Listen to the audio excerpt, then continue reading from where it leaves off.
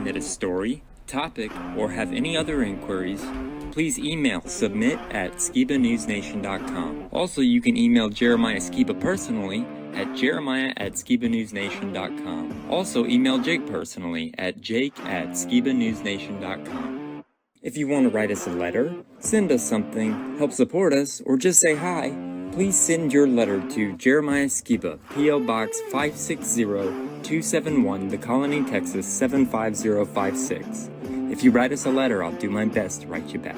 Hey, Skiba News Nation family, thank you for watching. Please like, share, subscribe, and click that notification bell so you never miss an episode of Skiba News Nation. If you want to help support us, please consider becoming a Patreon, where you will get exclusive content, shoutouts, and much more. And you can also support our channel by getting yourself some new Skiba News Nation merch. Thank you for coming on this journey with us as we continue to stay on the quest for truth. Huge shout out to all our Patreon supporters. Thank you so much for your support. We couldn't do this show without you. If you want to help support us, go to patreon.com/Skiba News Nation. Also, you can listen to Skiba News Nation podcast on your favorite podcast platform.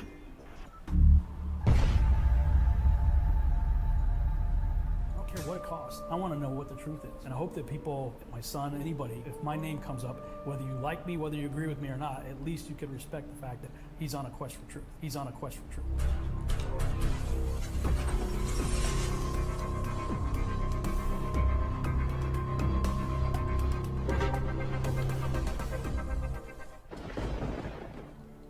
Welcome to Skiba News Nation, bringing you unfiltered views, news, interviews, discussions, and more. And now, here's your host, Jeremiah Skiba, award-winning musician and son of Rob Skiba.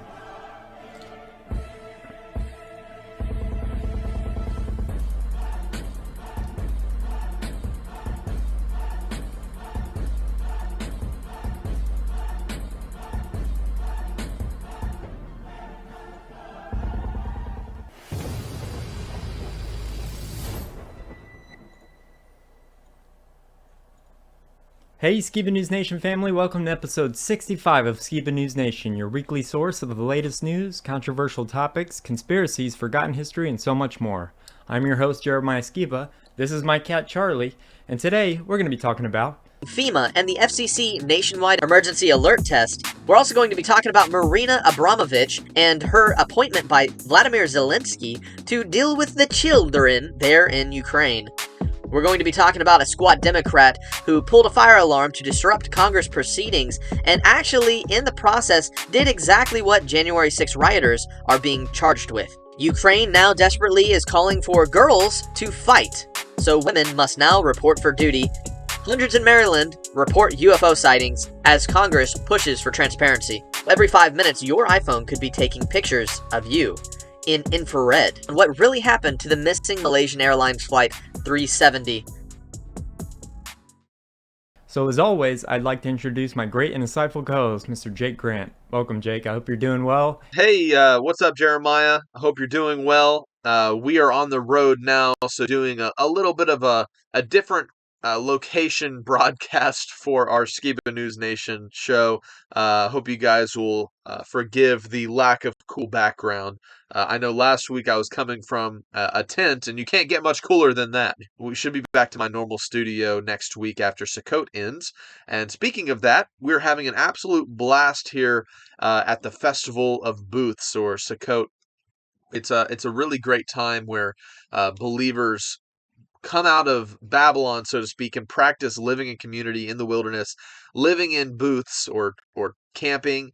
And it's a time that we reflect that the Almighty preserved and protected and provided for the children of Israel when they left Egypt. And it's also prophetically a significant time in terms of belief in the coming Messiah and Yeshua. There's a concept in the prophets called the Greater Exodus, and it's one of my favorite little talked about prophetic topics in all of the Bible. And if you're interested in that, I would suggest you check out this website called theexodusx.com or exodusx.com. And it breaks down this concept of a greater exodus. But all of those verses point to a time where people are going to be coming into the wilderness, and if you haven't practiced, if you're not prepared, it's going to be a little bit more of a bumpy ride.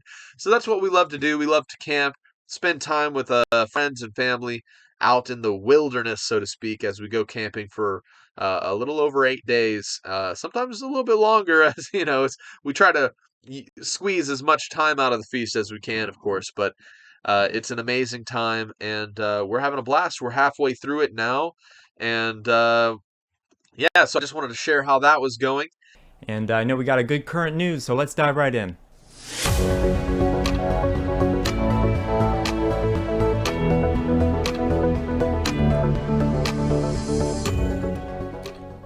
All right, so many of you may have heard conspiracies going around about a FEMA alert that was going to go out on our phones. A lot of people were claiming this would be the big conspiratorial day of, some crazy event happening or whatnot. And I got the alert on my phone at the same time my wife did.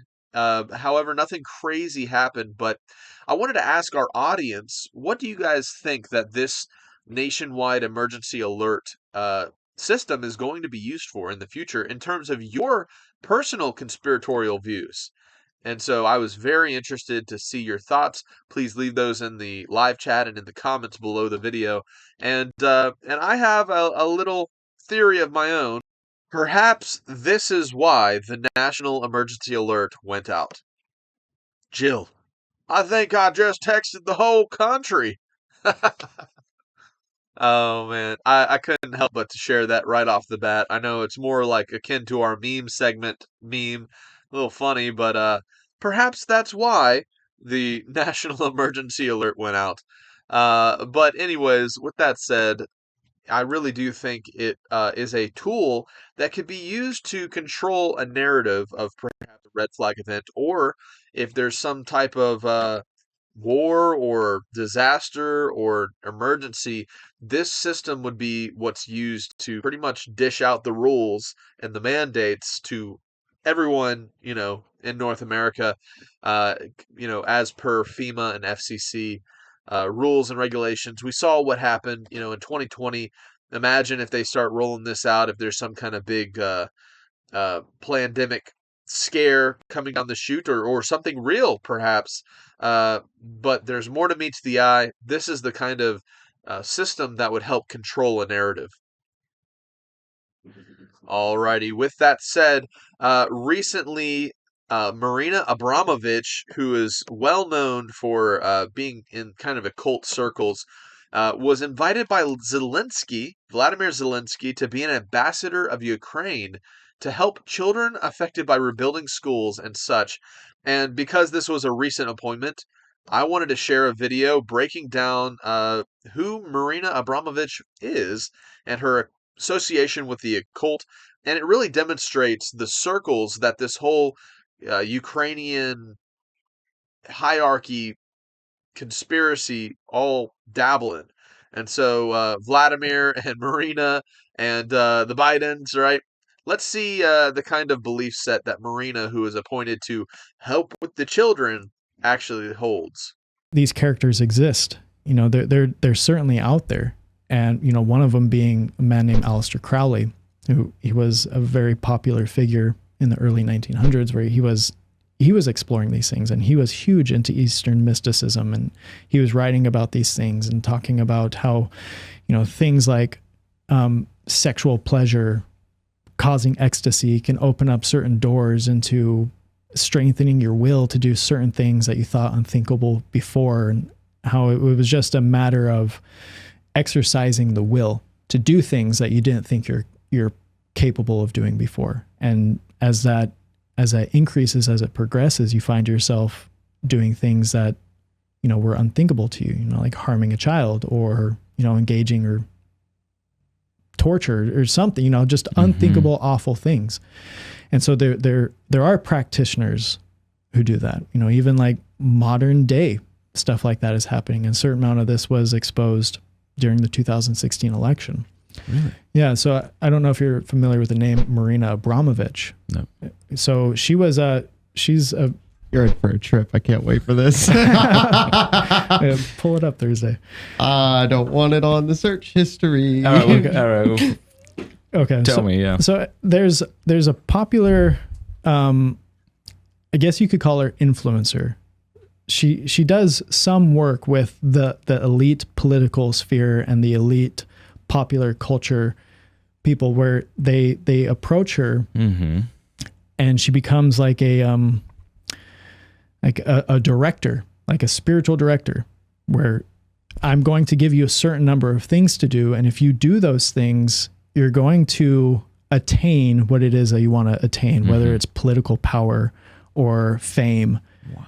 And so some of the things that she's accused of doing or having people do is, I mean, it's satanic witchcraft, you know, so like things like cutting yourself, drinking blood, engaging in orgies and all sorts of like depraved things that Spirit cooking. Spirit cooking. Yep. What's spirit cooking? Go ahead, Thursday. Oh, I gotta Google it. It's super weird. She did this for Hillary. No, she didn't. She was Hillary's. Wow, Google is just openly listening now. That's fun. No joke. My phone just started like turned on. So she did this for Hillary. A bunch of this stuff. She had spirit cooking parties with Hillary. Holy mackerel. Yeah. So all of the rights assumptions that the Clintons may be demonically influenced were...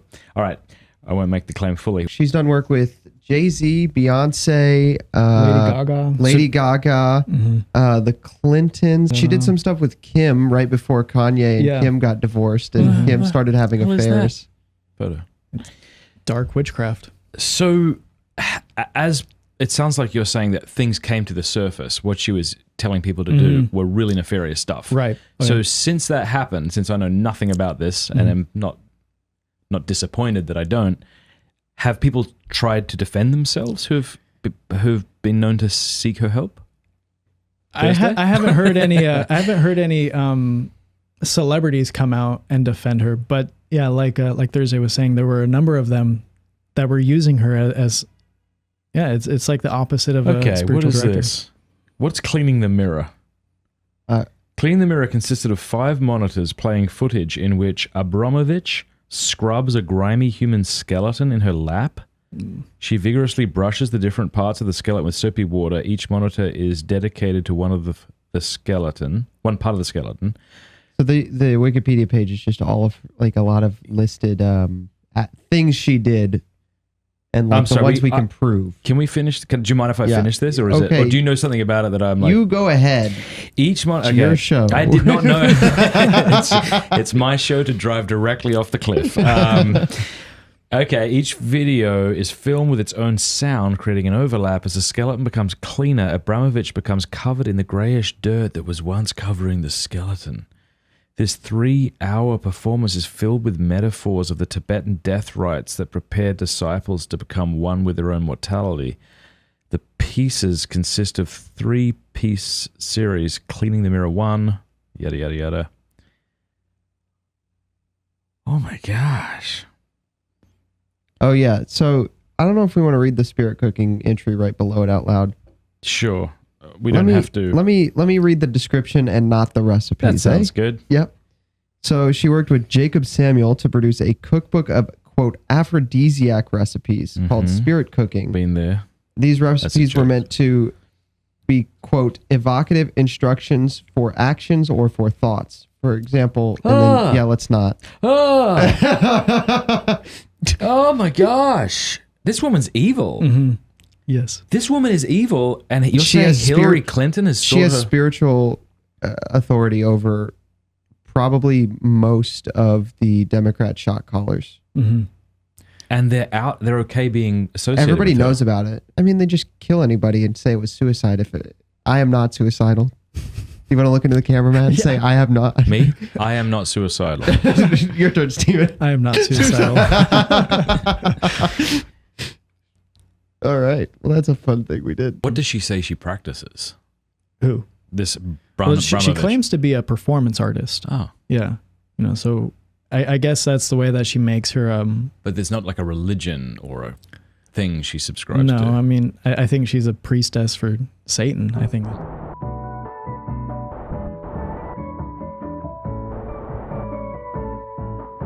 I think that that's probably what she is, but I mean, that's still something far too taboo to say openly.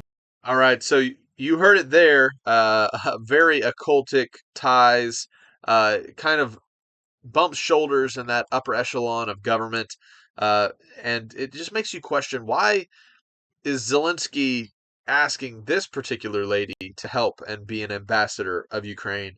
And maybe it's because she has pull with all these worldwide politicians, because so many of them are likely, tied in with these secret societies, and this is Bohemian Grove type stuff, pushing and pulling to draw people into occultic ideology. Uh, and it's interesting that we see this happening, and it's very publicized, kind of her, artistic licenses. And so, I mean, it really does make me look at the whole situation in Ukraine and the figures that are surrounding supporting it. And Vladimir Zelensky, he perhaps is just pulling the strings to draw in maybe politicians' favorite, secret sorcerer, and he's hoping to get more donations, sent his way. Um, in other news, here was a Sun article saying there's a chilling find that the common cold can trigger a killer blood clot disorder, and scientists discover for the first time. And I kind of laugh at this because, of course, we know the sudden adult death syndrome that has been associated with a certain medical experiment that was dealt out in 2021 and other times. And now they're blaming it on the common cold. All right, well, so it has nothing to do with the squirt juice, right? Whatever. So, and of course, the FDA, which authorized the use of the thing that is likely causing the thing that's being blamed on the common cold, right, is all for our best interests and totally passes chemicals that are safe for human consumption, right? Well, here's a picture of something that's in most of our drinking water or tap water. Fluoride, so corrosive that special equipment is required to store it. It eats holes in concrete, dissolves metal and human flesh, but it's okay to add to our drinking water? Huh. Thank you, FDA, for protecting us, right? So I always thought that was funny, and it makes you think. I mean, if the motivation is to make a profit, and you have these chemical derivatives that are being used, and sold to treatment plants to be added to our water supply, you got to ask the question, why? I mean, the argument I always heard growing up overseas where they didn't have fluoride in the water was it helps your teeth stay pretty. But of course, some of the early uses of fluoride was in concentration camps to keep people docile, right? Basically eating your brain, turning your drive to fight off. And I wonder how that could be useful in this modern New World Order system that's slowly being implemented. All right, so let's get into our next topic. This is a video of a squad Democrat who's accused of pulling a fire alarm and thus doing the very same thing January 6 rioters have been imprisoned and accused of. That's attention for you. New York Congressman Jamal Bowman, the former school principal, caught red-handed pulling the fire alarm inside a House office building. The drama started earlier this afternoon when the House Administration Committee alerted reporters that the congressman pulled the fire alarm. Bowman told Fox he needed to open the door badly and thought that pulling the alarm would do the trick. Meanwhile, House Republican Marjorie Taylor Greene pointed out that Bowman violated the same law being used to prosecute January 6 rioters. I want to talk about Jamal Bowman pulling the fire alarm. Capitol Police are questioning him right now because it's on video that he violated the exact same law that January 6 defendants are being prosecuted for every single day. He violated the exact same law, interrupting an official proceeding, and by pulling a fire alarm. It's on video. Well, and, we had a couple congressmen who are quick to take to X to definitely weigh in on the matter. We have Congressman Troy Nehls, who said, holding up a pair of handcuffs, Jamal, are you ready? Are we showing, do we have a full screen to show that? Oh, maybe not. We also have Brian Mass, who put up next to each other a door and a fire alarm just to make sure that Congressman Bowman knows the difference between the two. Joey, I'm going to start with you on this. First of all, they actually Marjorie Taylor Greene made a valid point. Was this illegal in the sense that at minimum, it is a misdemeanor in D.C. area to pull a fire alarm if you are not concerned for a true fire. At most, you also have the obstruction of official proceedings, which is what you're seeing on a lot of January 6 charges. What's your take on it? I worked in the Cannon House office building. I'd walk up a lot of steps just to get to a door. I was never on time sometimes because of all the work I had to put in to get in there. I never was in such a pinch to try to get a door open that I confused a fire alarm for a door handle. So I don't know, he's obviously trying to lie his way out of this.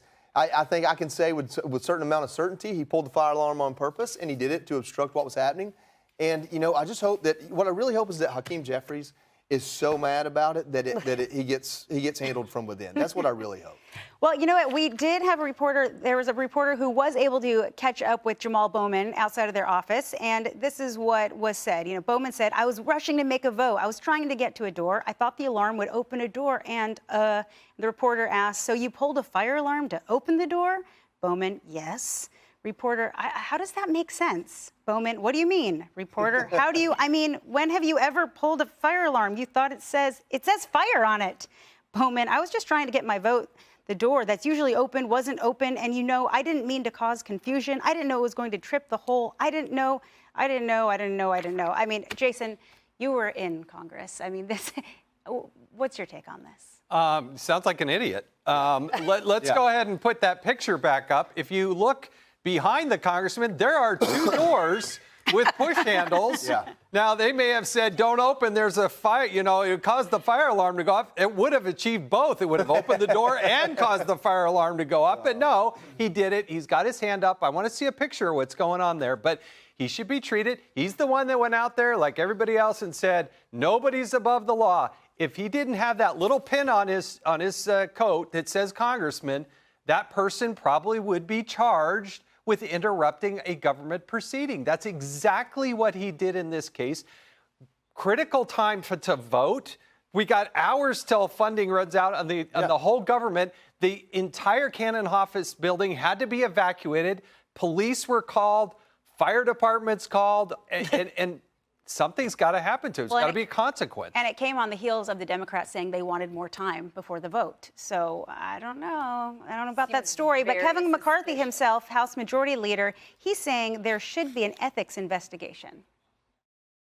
All right. So I just wanted to share that. We've covered January 6th conspiracies in the past. I know it was one of the reasons guys like Tucker Carlson were kicked from Fox News. But this video covering this Democrat pulling the fire alarm, saying he really needed to get out that door very badly, right, is interesting because he was literally doing the same thing that people on January 6th were accused of, interrupting House proceedings, right?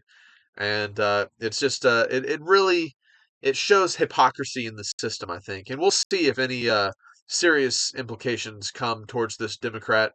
But if not, I wouldn't be surprised. In other news, it looks like Ukraine is running out of men to send as fodder to the battlefield, and Ukraine desperately calling girls to enlist. Well, Ukraine has run out of men to die in NATO's war, and now it's turning to women and younger boys to fill the ranks. That's right. We'll get to that part of the story in a second. You can see this headline here, Ukrainian women to be conscripted as the country faces Russian forces. So put a pin in that. We'll come back to it in a second. Friday, though, something happened in Ukraine which got little fanfare in the West, almost no coverage of it whatsoever. The Western media was focused on the government shutdown and Trump indictments, of course, and largely ignored the story. The Associated Press, though, covered it because the AP, of course, is an extension of the military-industrial complex. Here was the headline. Ukraine hosts a defense industry forum seeking to ramp up weapons production for the war. So diving into this, Ukrainian President Zelensky held a meeting in Ukraine with 250 defense industry corporations from 30 different countries. You better get in while the getting's good. This is like, it's like going to Vegas, you know? It's like, I don't know, what would be the equivalent here? I don't know, it's like lottery? the song "Drop It While It's Hot." Yeah, because a lottery Get wouldn't it? really Like bombs drop it stuff. while it's hot. Yeah, I guess. I was just trying to think of an equivalent. Like everyone's running for this big pot of money right now. Is basically what's happening. It's a run on the bank. It's a wonderful life. I can't think of it. Okay, you anyway, don't like any of mine. 250 different defense industry corporations from 30 different countries, all warmongers who are profiteering off of war. They came there in order to open factories in Ukraine instead of waiting on weapons to be shipped from other countries. So Zelensky invited them, saying basically, we don't want the third party. We don't want to have to ask the United States for weapons anymore. Build them here and we'll get first dibs on them. That's the idea. And just open the factories here and we won't have to wait anymore on these weapons from these other countries, Germany, France, etc. We'll just get them right here. Zelensky called it an arsenal of democracy and an arsenal of the free world. Yeah. This is literally what he called it, the arsenal of the free world. As great anti-war journalist Caitlin Johnstone explains, Zelensky's speech twice made use of the phrase defense industrial complex and used the phrase arsenal of the free world no fewer than 3 times. Quote, Ukraine is developing a special economic regime for the defense industrial complex, Zelensky said, to give all opportunities to realize their potential to every company that works for the sake of defense in Ukraine and with Ukraine or that wants to come to Ukraine. So open up, baby. The floodgates of money are ready to rain down upon you. And Zelensky even tweeted the same thing. Here's his tweet. We held the first defense industry forum in Ukraine, gathering 252 leading defense companies from over 30 countries, North America, Australia, and Asia. Right now, the most powerful military-industrial complexes are being determined. So, when we use I don't know if he understands this, but when we use the term military-industrial complex, it's a negative thing. It's a pejorative. Yes. Yeah, it's got a negative connotation. But he's like, we're building the strongest military-industrial complex. That's the world we don't want, guy. Yeah, maybe you don't want that, but he's all in on it. Of course, he's right. I mean, he's not pulling any punches on this. The military-industrial complex wants nothing more than to turn Ukraine into a giant arms factory. That's exactly what they want. Paid for with your tax dollars, not just in the United States, of course, but in the UK, in Germany, in Canada. Your money is going to create these weapons and funnel them over into Ukraine. All of those countries I just mentioned doubled down on additional monies and weapons to Ukraine. So while your countries begin to crumble, Germany, United States, we're taking care of Ukraine. That's no problem. So the mainstream media in the U.S. is totally on board with this, as you can imagine. Here's the Wall Street Journal's amazing piece of journalism in support of the military-industrial complex. They titled this piece, In Defense of the Defense Industry. And basically the crux of the article is that we should all be on board with these guys because these guys are keeping you safe. These guys, if we didn't have the Raytheons, the Northrop Grummans, and building all of these weapons and all of these aircraft and all of that Putin would literally be invading you. Those were his words, literally in the article.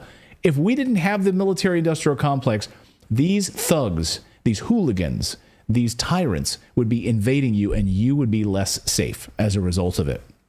Of course, no one stands to make more money in this boondoggle than BlackRock, and BlackRock owns huge stakes in Lockheed Martin, Raytheon, Boeing, General Dynamics, Northrop Grumman. Isn't it amazing? I mean, they literally own all of these companies. These firms are the top recipients of Pentagon funds.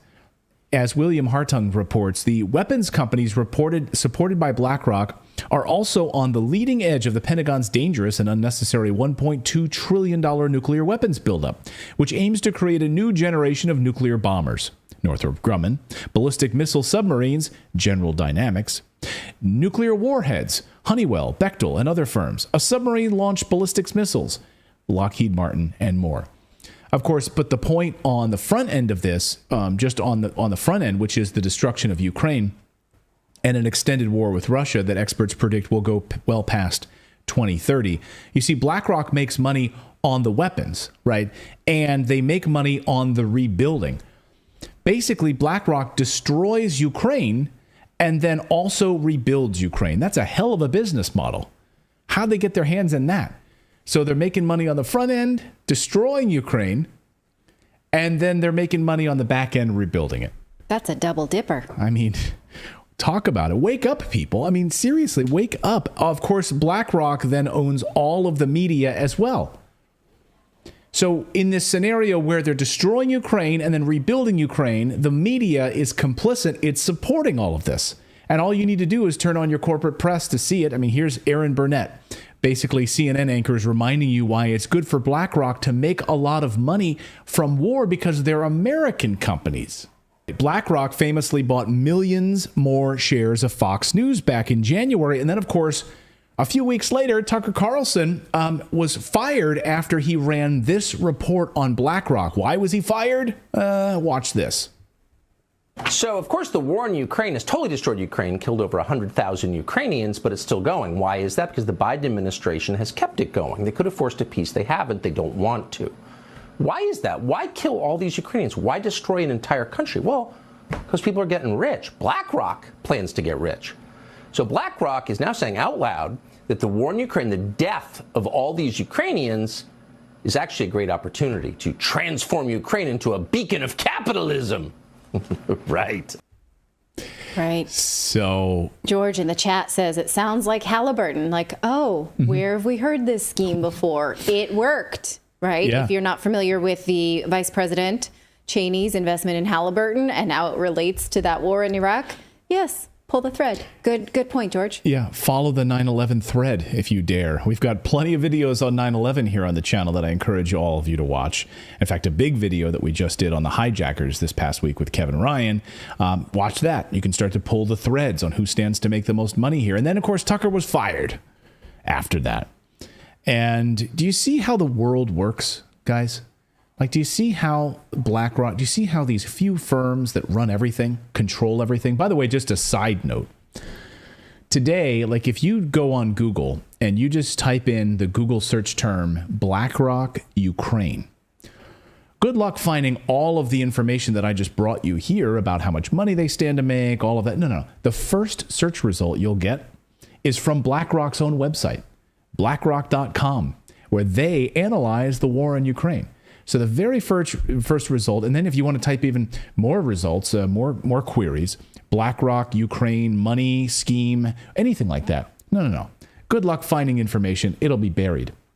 Because, well, these large firms invest in all of the search results as well, and search giants, and in big tech. So good luck getting information. This is how the world works. Tucker speaks out about it, and then he gets fired.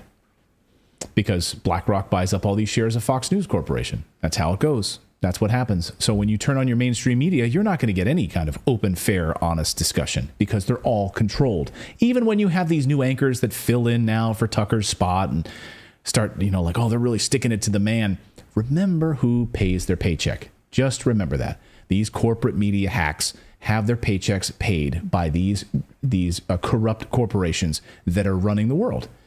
And, this is how it all works. Meanwhile, tens of thousands of Ukrainian men have died in NATO's war because they don't care about Ukraine and they don't care about the men that are dying in Ukraine. Instead, Ukraine is getting so desperate now, they're calling in women to fight. Now, we warned you about this a few weeks ago, but now it's happened. October 1st came. Now the new conscription law in place as of October 1st. Ukraine has passed a new law on military registration of all women conscripts. It's now enforced as of the 1st of October. So they are ready to go. And the obligation applies to all Ukrainian women between the ages of 18 and 60.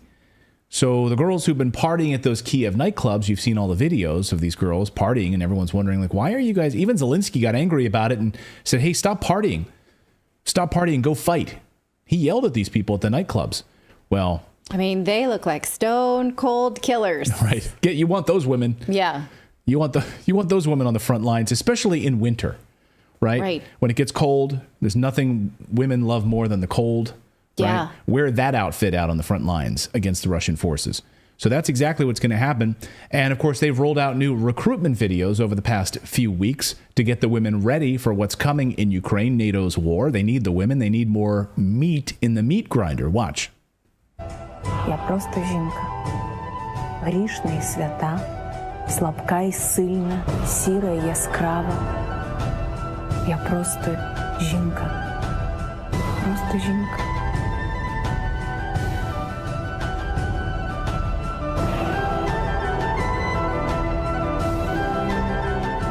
Yeah, so sign up now. Sign up now. And, you know, the dirty little secret, of course, on all of this is what's actually happening underneath the table. You know, Ukraine is the most corrupt country in Europe. And so many of the men, when you're seeing those nightclub videos, you're like, why are those young men still there?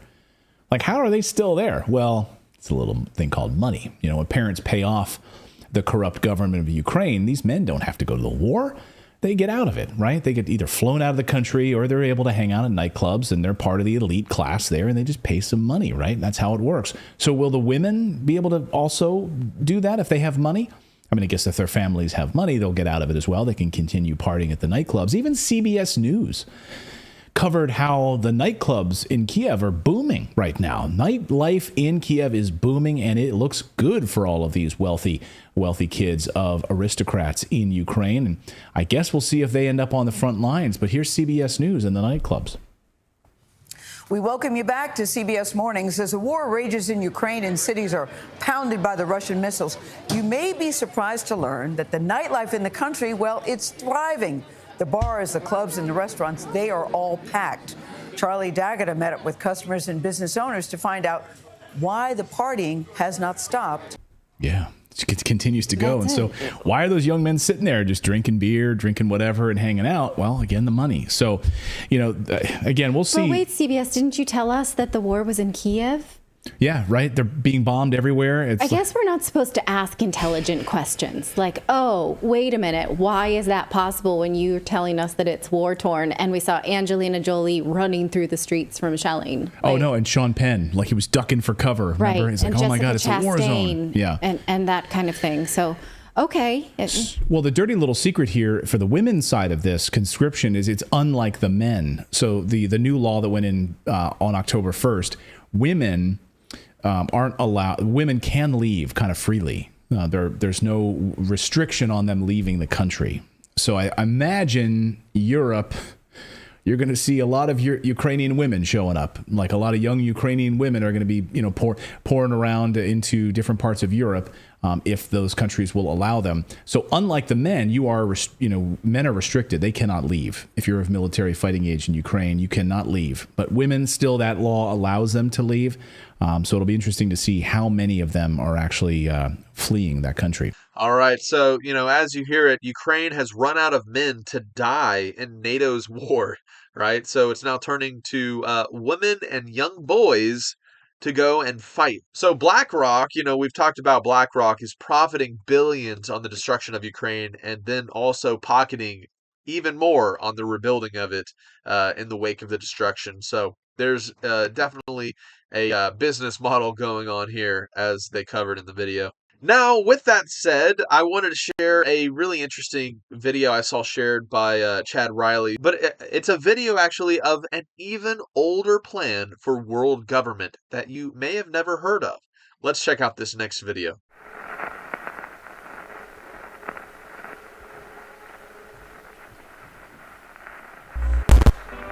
So I had never heard of this one, maybe you have. It's the oldest world government organization in history, at least of anything modern. Of course, there's been empires that want to take over the world for millennia, but this little-known organization is the oldest of the modern world government groups. More than half a century older than the United Nations and decades older than the League of Nations, there was the Inter-Parliamentary Union, and it's actually still around. In an age when we can go to any spot on Earth within a matter of hours, modern transportation may be used to carry understanding and friendship to all nations.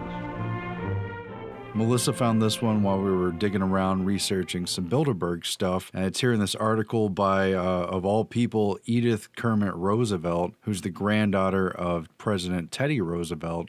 And she wrote a lot of articles calling out the attack on national sovereignty and the quest for world government, despite the involvement of her family in all kinds of things, including lots of CIA and Voice of America stuff. She writes, while the United Nations may get the headlines, another world government group, the Interparliamentary Union, has been maneuvering quietly behind the scenes for decades to create a world parliament through its core of trained world government legislatures. And she writes that this group has announced the goal to unite all members of all parliaments across the entire world to promote, quote, peace and cooperation, particularly by means of universal organization. And this IPU group has aimed to get all governments of the world involved, whether they're democratic in nature or not. It means that modern communications may be used to establish a friendly world community. And this Interparliamentary Union is headquartered in Geneva, Switzerland. It's put together by a British guy named Sir William Randolph Cremer and by a French politician, Frederick Passy. And then it was assisted by the fortune of Andrew Carnegie, who helped to finance the group from the earliest years. So 25 years before the start of World War I and the creation of the League of Nations, in the wake of that, they were already moving in this direction pretty rapidly. This Interparliamentary Union group has not just been talk, they were the ones who were responsible for setting up the global arbitration, the Permanent Court of Arbitration in The Hague, back in 1899, before the century even turned, and still 15 years before World War I started. Back in Paris in 1889, started with 9 governments, but by the time this article was written in 1962, it had 64 governments, and today it has 178 member parliaments from the governments around the world, so pretty much almost everybody. And basically, like other world government groups, they include people from all the world governments, but they're appointed officials. There's no vote that people of the world get towards who's on this conference and what they do. It just consists of the people from these different nations. This means that all the people of the world are neighbors with new relationships, new benefits, and new responsibilities. And Edith Roosevelt points out that the laws adopted by the group itself state that every senator and representative in the Congress of the United States is ipso facto a member of the group. So all of Congress is part of this group and at least knows about it, whether they support it or not. But again, they're not elected to that body, they're just part of it. And there are other appointed officials from the U.S. and from all the other member countries. And it's interesting because Miss Roosevelt gets into all the other groups who are involved with steering the agenda of this Interparliamentary Union and other groups that are interlocked with it. And among the people she names just from the American side of things who've either been part of the IPU or helped to shape its agenda are people from within the U.S. who've been very much pushing for world government. The first one she names is an attendee of Bilderberg, Senator Alexander Wiley, who apparently went to the 57 conference, and Senators Paul Douglas and John Sparkman, who themselves sponsored resolutions in the Senate to further develop the United Nations into a world federation, whereas other respective senators, Senators Kefauver and the much better known Senator Fulbright, for whom the scholarship is named and who was also a mentor of Bill Clinton, they pushed for a resolution to get the quote-unquote democracies of the entire North Atlantic Pact to name delegates to a federal convention for a federal union, not federal of the United States of America, but of a united group of the various countries in Europe and the United States, probably also Canada, and anyone else who falls under the North Atlantic Pact. Edith Roosevelt writes that, like other international organizations, the IPU conferences have become what is called a forum for constructive East-West dialogues on the problems dividing the world, and that these East-West dialogues serve to implement Vladimir Lenin's proposal for a United States of the world, that I guess he proposed back in 1915 or around that time, and that the Interparliamentary Union has passed resolutions calling for, first of all, limits of state sovereignty. That dates back to the 1952 meeting of the IPU. It's called for the establishment of a permanent international police force under the aegis of the UN to ensure collective security. That dates back to the 1958 meetings. It's introduced a resolution calling for the adoption of a plan to remove obstacles to world trade. Of course, they've come a long way on that already, and that a lot of this would be organized under the World Bank and the related structures that were created towards the end of World War II, but of course before the war ended. International trade makes it possible for the varied products of every land to be enjoyed by all. The contents of your pantry or the materials in your home may come from scores of distant nations.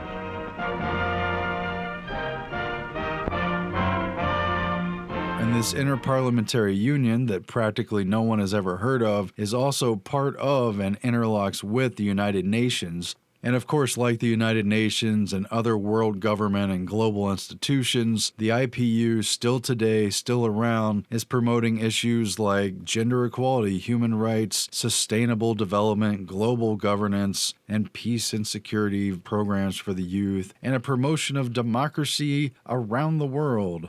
Yeah.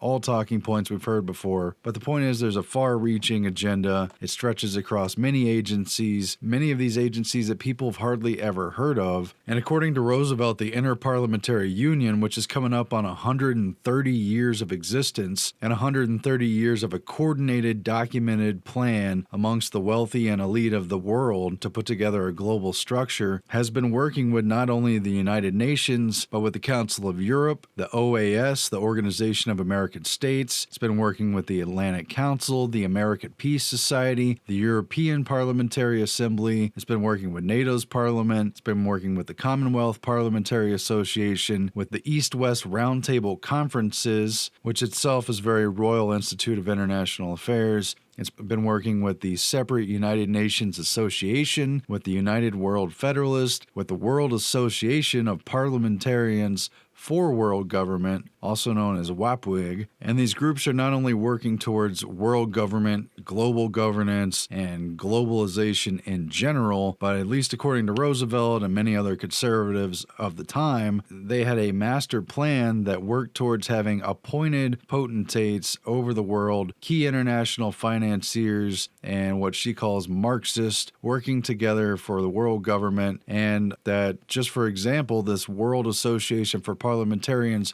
for World Government, WAPWIG, passed planks of this plan in 1952 with the help of this IPU organization, and that they were trying to bring to power a world parliament body that would have appointed members from respective governments, appointed members for the promotion of democracy around the world, of course, and that these appointed members would be drawn from the population statistics of the various countries. So Asia, for instance, would have a lot more people than the U.S. or other, moderately populated parts of the world.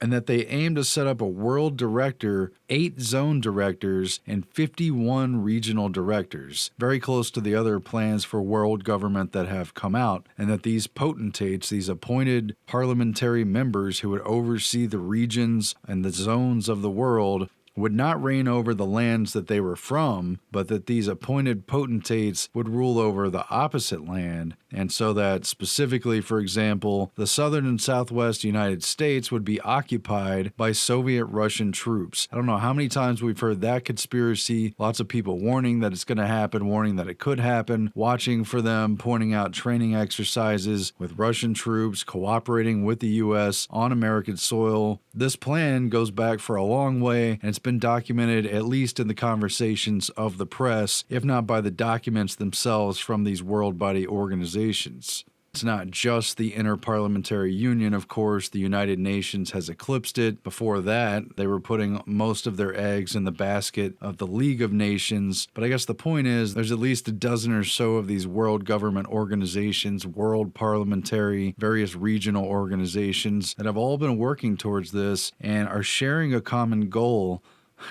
to circumvent the sovereignty of nations. And of course, the people of this country have been very proud of our democratic constitutional republic and all the rights that it recognizes and pretends to protect, while at the same time, through the back door and through the end run around sovereignty, so many of the pieces are being handed off to international groups, which, even if they were well-meaning, or even if they are well-meaning, are not duly elected. They're not accountable to people. They're certainly not democratic. And really, they're not even known in general. There are people ruling over us and making decisions, at least in policy, that are affecting the United States and pretty much all the countries of the world, and there's very little, if any, public dialogue about it, and very little, if any, accountability that the citizens of the world can exercise over a body that pretends to represent everyone of the entire world. It is within the power of all of us to bring about a better way of life for people of all races and nationalities.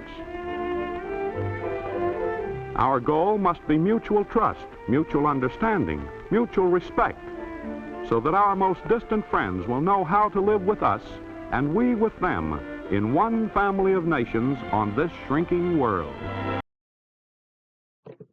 Alrighty, I hope you guys thought that was interesting. I love sharing some of these clips that pop up on my feed. So, that's kind of what I am. I'm an amalgamation of all the people that influence me and share their perspectives and news and conspiratorial topics. And hopefully you guys find value in these things as well.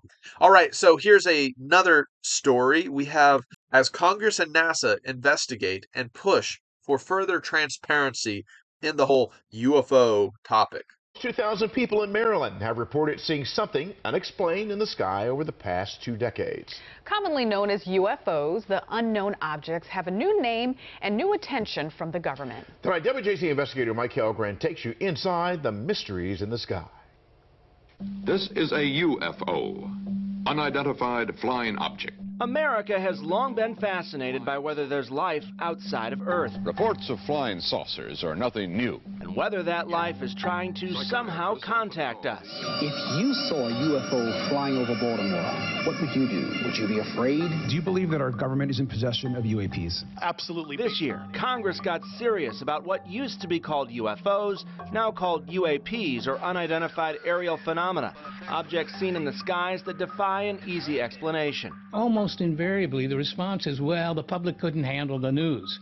That's totally bonkers. The government is investigating at least 650 potential sightings since 2004. It's heartening to me that so many people are coming forward now. We're getting significantly more reports than was the case just 6 months or a year ago. Peter Davenport has tracked hundreds of reports from Maryland on his website. He directs the National UFO Reporting Center. 1,923 reports from the state of Maryland. There are UFO reports coming from probably most cities in the country. Many of the thousands of reports worldwide are centered on the U.S. East and West coasts, the Middle East, and the South China Sea. Experts disagree about whether the UAPs are extraterrestrial, but agree there should be no stigma about reporting them. Right now, we need a system where pilots can report without fear of losing their jobs. Which brings us to one of the latest unexplained sightings. It went across the sky this way and only lasted for maybe 30 to 45 seconds. Greg Facello of Port Deposit recently went outside to plug in his car and saw something very strange flying low over the skies of Cecil County. Oh my Lord! If it was a shooting star or a comet of some natural occurrence, I wouldn't even have bothered to send it to you. But this thing looked made by some intelligent life form. Is the search for life elsewhere? A few weeks ago, NASA called for better data and more study of these objects. Do I believe there's life in a universe that is so vast that it's hard for me to comprehend how big it is? My personal answer is yes. Some are concerned about the risks UAPs pose to military and commercial aircraft, and whether the mysterious sightings are part of surveillance by China or Russia. These pilots, they see it as urgent for a national security reason to have domain awareness. They could crash into these objects. It looked like several vehicles, and then it broke apart, then it streamed out, and it just faded in the sky. Facello may never know what flew over him in Port Deposit. It could be extraterrestrial life. I don't know. Again, it didn't look natural. Like so many others, he questions what's really out there. Whatever it was traveled across the sky. Oh my Lord! It was nothing like I've ever seen before. The mysteries in the sky. Mike Helgren, WJZ. A mystery indeed. We could always imagine. Alrighty, very interesting. and we've been keeping up with the alien disclosure topic for some time now. And it is always interesting to see as it becomes more and more mainstream. And to have so many people in Maryland report UFO sightings, it's just going to motivate more types of disclosure from various government entities. And what's this all leading to? I don't know, but it's definitely coming to a head, as it were. So, in other news, here's a really interesting video that demonstrates how your phone could be taking pictures of you every 5 seconds with infrared and you don't even know it. And it's associated with Apple's Face ID. But if the phone is operating in such a way on a spectrum that we can't visually see, it really does draw into question what all is our phone actually doing that we don't truly understand or know about, and is this all tied to keeping track of us, monitoring us, listening to us, and taking pictures of us that we didn't want being taken? Ever stopped to wonder if our phones are actually spying on us? Well, wonder no more. A couple of months ago, Bree Thomason found out through an infrared camera accidentally that our iPhones are taking invisible pictures of us every 5 seconds. Check this out. Wild and crazy Friday night findings. We just discovered, which we already knew, that your phone, an iPhone specifically, takes an infrared picture of you with your Face ID every 5-ish seconds. And we looked at it through an infrared camera, and it's pretty wild. Let's show you. Okay, have your home screen. It's on the home screen. Not touching anything. No buttons. Okay, infrared lens on the camera. Boom, there was one. 2. That's so wild. Okay, cover the camera. Oh, there's another one. Okay. Nothing. Oh, it's trying. It's taking pictures of your finger. Okay, move your finger. Ready? Boom. This is something that we can't see with the naked eye. However, all right, so I thought that was a very, very interesting little clip there, right? And in relation to this same story, we have Tucker Carlson talking about how the NSA knew exactly what he was doing, despite him using what has been widely believed to be a secure app, the Signal app. And so let's check out this clip of Tucker Carlson talking about being spied on by our government. NSA broke into my Signal account, which I didn't know they could do. How do you know the NSA broke into your Signal? Because they admitted it. I got a call from somebody in Washington. This person said, are you going to come to Washington anytime soon? Yeah, actually, I'm going to be up in a week. Meet me Sunday morning. So I go, and this person's like, are you planning a trip to go see Putin? And I was like, how would you know that? I haven't told anybody. I mean, anybody. Not my brother, not my wife, nobody. How would you know that? Because NSA pulled your text with this other person you were texting. How did you know that? As I was explaining, the Patriot Act ushered in the largest surveillance on humans in the history of mankind. That's basically an illegal wiretap, okay? So I hope you guys are watching, paying attention, and seeing what we're up against. Stay vigilant out there. Now, of course, with this topic, we have the whole Edward Snowden expose of the Patriot Act, right? And the license that our government has given itself to widely spy on its citizens, which is really a grand transgression that seems to be slipping under the radar and nobody seems to be doing anything about it. At least they claim that there's some statute of limitations, but it really doesn't seem like it. If you're on their radar and they want to monitor you, they have the ability and will to do it. And those people who risk billions when somebody has some smart ideas often seem to take people out. And I know Jeremiah has been sharing some videos about this topic with me, but here was a breakdown of what really happened to the missing Malaysian Airlines Flight 370. And it shows that when an individual is smart, they have some patents that could challenge billions of dollars worth of industry or steal that market share if it came into market. The people with all the money oftentimes take people out. And so it's an interesting conspiracy I wanted to share with you guys. So let's check out this next video, which is what really happened to missing Malaysian Flight 370. There's one of the most evil, vicious Navy bases in the history of the planet. They do stuff that would make look like Santa Claus. Diego Garcia. So... Wait. Sorry. Diego Garcia. That's where that first Malaysian plane is. That's where it landed. It had 4 scientists on it, huh? 20 scientists, but 4 had filed for patents. It was Malaysia, but they worked out of Austin, Texas, for Texas Instruments. And the ones behind that plane was Texas Instruments, the government, and Boeing, who made the plane. And everybody is stupid enough to believe that a plane almost a block long can just disappear. With the electronics we have, all the technology we have, the next generation of cars will come out, there'll be no driver. So we got 4 of those top scientists that had filed for patents worth $400 billion.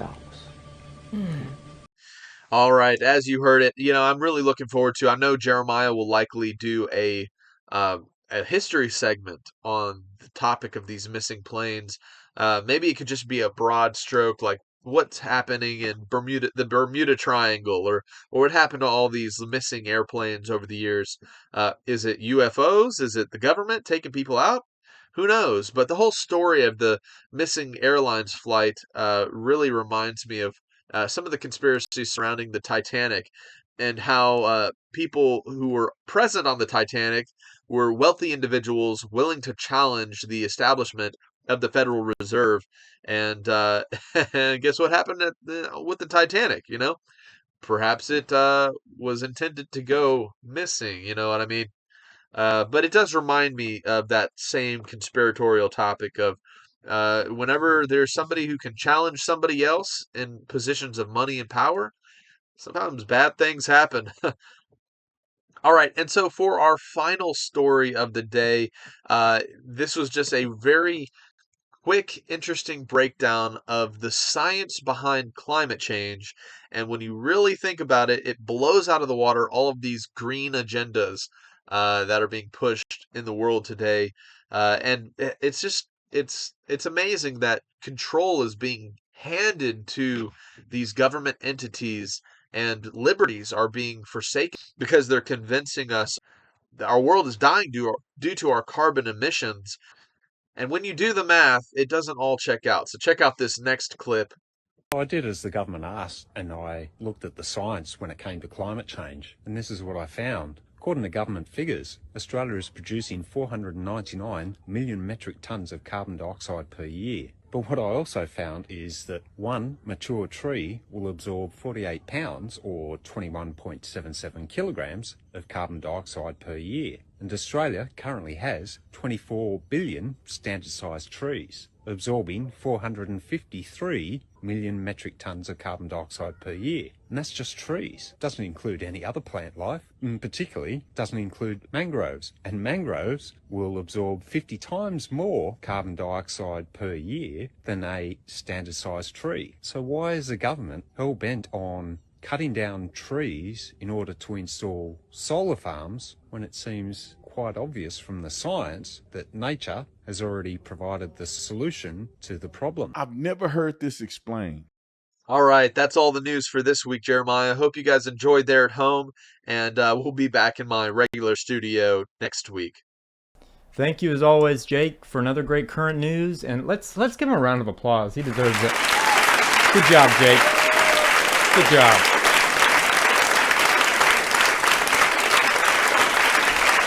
Man, I wish I'd get that kind of applause.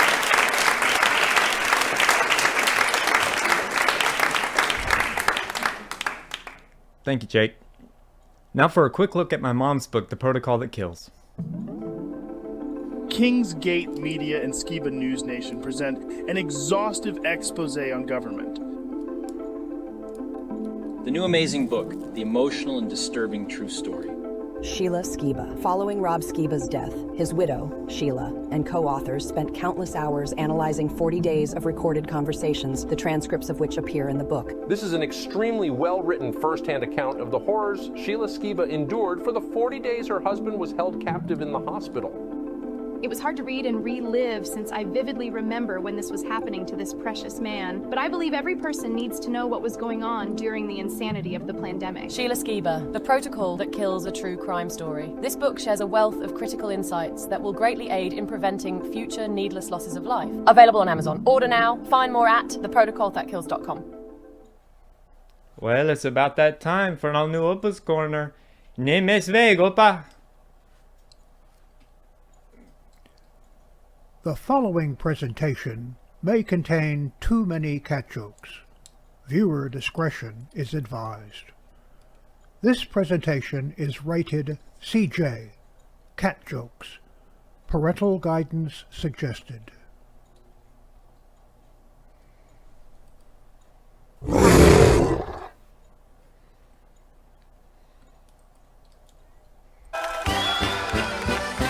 Mein Hut, der hat 3 Ecken. 3 Ecken hat mein Hut. Und hat nicht 3 Ecken, dann ist es nicht mein Hut. Time for the real OPA'S Corner. So let's get started. A man goes inside a pet shop looking for a pet. He sees a monkey with a price tag of $5,000. This makes him curious, as most monkeys are $500 at most. He then goes to the merchant and asks, "Hey, mister, the monkey, why does he cost so much?" "Oh, well, that's our computer monkey.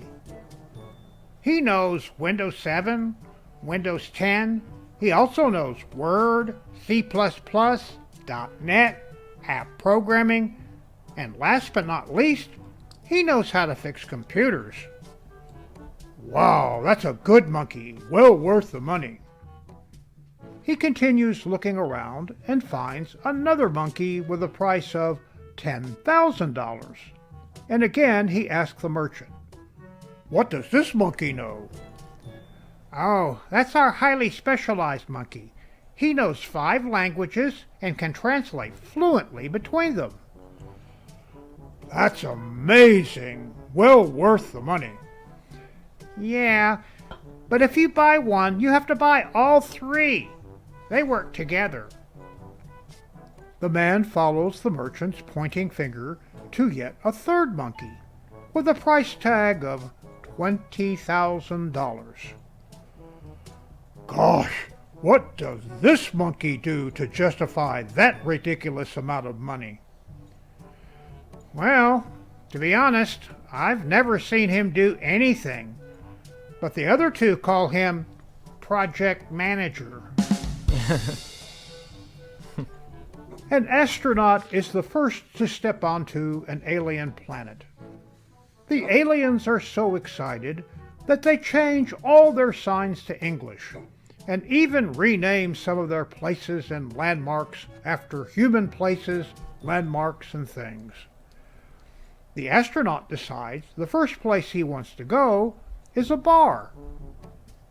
He sees a nearby alien and asks, "Where's the bar?" The alien gurgles back, and his suit translates in real time. "Just around the corner." The astronaut heads around the corner and sees it. It's named the Keyboard. And he asks the alien at the door, "Why is it called a keyboard?" The alien replies, "The boss loves all things human and changed his name to reflect that. Ask him, he's the bartender." So the astronaut enters and goes to the bartender. "Excuse me, do you own this bar?" "I do." "Why is it called the Keyboard?" "Well, since I knew you humans were coming, I changed the name. The reason it's called the Keyboard is because it's a space bar." I'm trying to make friends outside of Facebook while applying the same principles. Therefore, every day I walk down the street and tell passersby what I have eaten, how I feel at the moment, what I have done the night before, what I will do later, and with whom. I give them pictures of my family, my dog, and of me gardening, taking things apart in the garage, watering the lawn, standing in front of landmarks, driving around town, having lunch, and doing what anybody and everybody does every day. I also listen to their conversations, give them the thumbs up, and tells them I like them. And it works just like Facebook. I already have 4 people following me, 2 police officers, a private investigator, and a psychiatrist. Facebook needs that. A blonde was traveling abroad and wanted to see the Eiffel Tower. She tried to ask people and found a policeman who agreed to help her. She asked him, "Sorry, how do I get from here to the Eiffel Tower?" The policeman replied, "Wait for bus 37 and get on it. It'll take you there in 10 minutes. The blonde thanked the policeman, and he left. Hours later, he happened to go by the same place, just to see the blonde is still there. "Why are you still here? I left you 4 hours ago. And you haven't boarded the bus?" "Oh, don't worry, Mr. Policeman, sir. Just a moment ago, the 30th bus passed and there are only 7 left to go." A man was pulled over by a police officer. As the officer approached the vehicle, he noticed a large number of knives in the back seat. Looking at the driver, he asks, "Sir, do you have a good reason for needing all those large knives?" Smiling, the driver said, "Why, yes, I juggle them." Realizing the officer was giving him a skeptical look, the driver said, "Sir, with your permission, I'd be more than happy to give you a demonstration." Cautiously, the officer stepped back. "All right, but you better be telling me the truth." A few seconds later, the man was on the side of the road, tossing the knives high into the air with ease as the police officer watched mesmerized. 2 old men happened to drive by, and both gazed in astonishment. The one looked at the other and said, "I sure am glad I gave up drinking. These sobriety tests are getting ridiculous."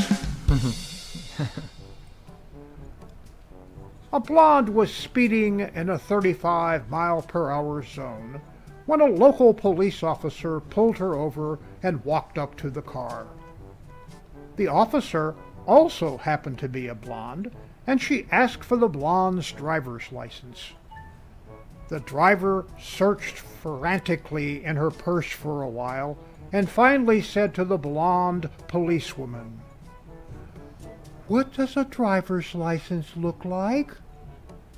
Irritated, the blonde cop said, "You dummy! It's got your photo on it." The blonde frantically searched her purse again and found a small rectangular mirror down at the bottom. She held it up to her face and said, "Ah, this must be my driver's license," and handed it to the blonde policewoman. The blonde cop looked in the mirror, handed it back to the driver, and said, "You're free to go. Also, if I had known you were a police officer too, we could have avoided all this." An archaeology team was having trouble determining the age of human remains that they found deep in a cave. So they called in the best forensic teams from the CIA, MI6, and KGB. The MI6 team goes in first with all of their equipment and comes out about 4 hours later. "As far as we can determine, the remains are about 600,000 years old." Not to be outdone by the MI6, the CIA goes in and comes out about 8 hours later. The remains are approximately 615,550 years old. This is what we have been able to determine with our superior technology. Before the CIA is even done giving their report, the two-man KGB team is already making their way towards the cave with nothing but a gym bag. They enter the cave and make their way toward the remains. Soon after, sounds of shouting, swearing, and banging started to come out of the cave, and it doesn't let up for 2 whole days. When the KGB team finally leaves the cage, they're dirty, and their clothes are ripped and their tools are damaged. So, the remains are 623,118 years, 3 months, 2 weeks, and 6 days old. The amazed and dumbfounded archaeologists and other forensic teams ask how they could possibly determine the age of the remains to such an exact date. The KGB agents looked knowingly at each other, and one of them said, "He confessed." And now for the funnies.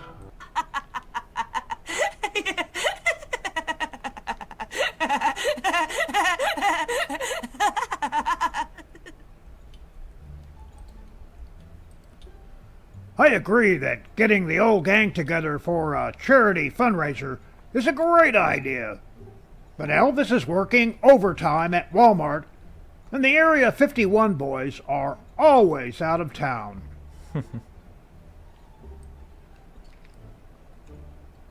Tragically, no one could hear the truck backing up. Beep, beep, beep, beep. Meep, meep, meep, meep, meep, meep. Beep, beep, beep, beep, beep, beep, beep, beep, beep, beep, meep, meep, meep, meep.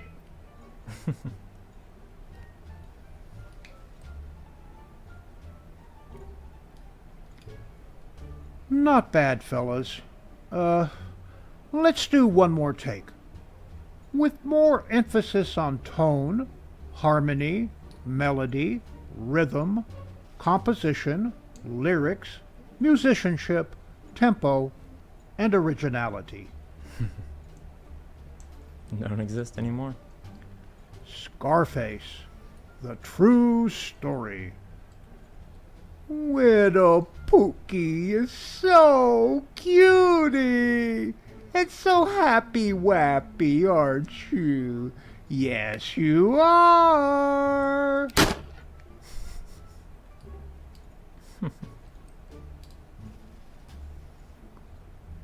Whack!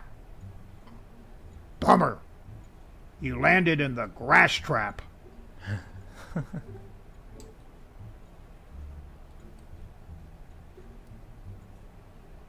Mike's mailing services. Eddie, you need to go in the back room and do an inventory on boxes. I've been waiting for this day.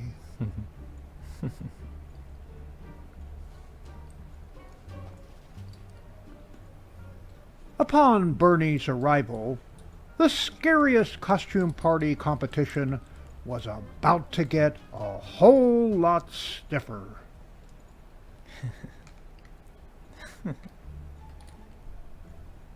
You haven't come to the kitchen to open me in over 15 minutes. I've been worried sick about you.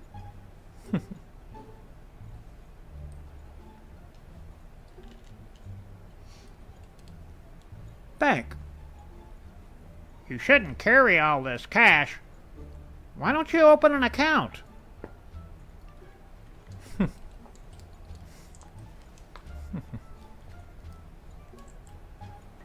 And what would you say is the source of your stress?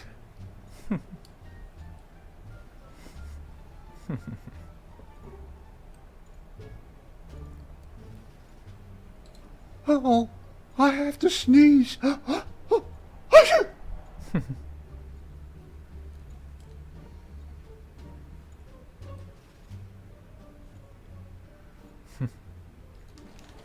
Oops. Hey, guys. We got so busy watching their cat videos, we forgot to invade their planet.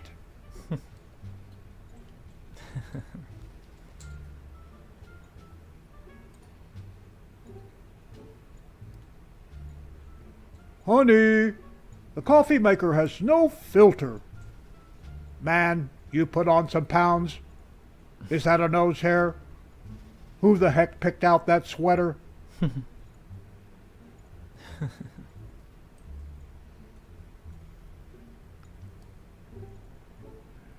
And another thing, I want you to be more assertive. I'm tired of everyone calling you Alexander the Pretty Good.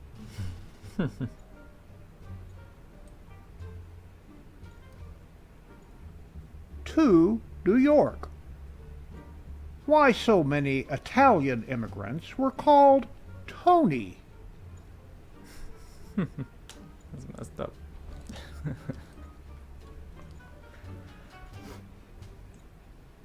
Non-slip pads. Sorry I'm late. Hello?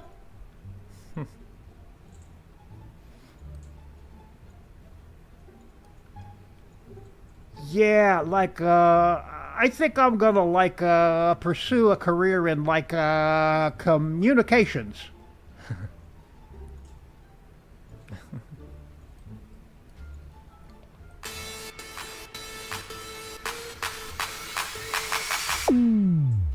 My name is Funky T, and I got mad skills. I can spit out rhymes like I spit out pills. Got a cold litter box in my own private jet. I always make it rain, but I hate getting wet.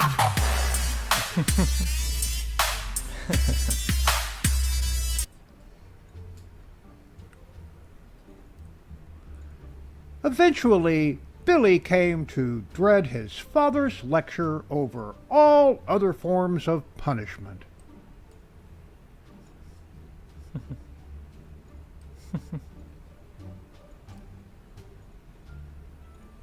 We've still got a couple of years to go before we're ready for the moon.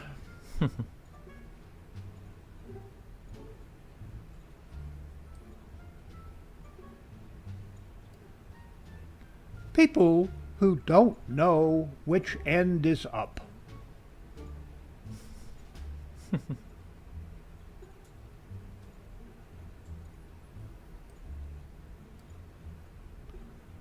Even I'm sick of accepting cookies.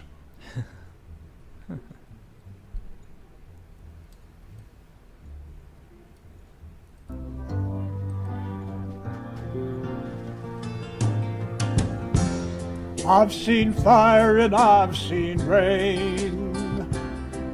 I've seen better days where my food just didn't end. I see my half-full bowl and it's been like that since 10. And I always thought that you'd feed me again. That you'd feed me again.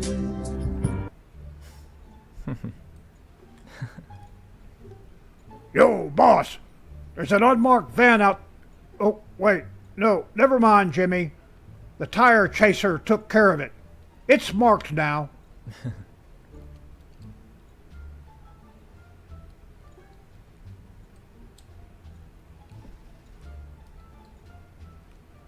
We'll be shirts, and you guys be skins.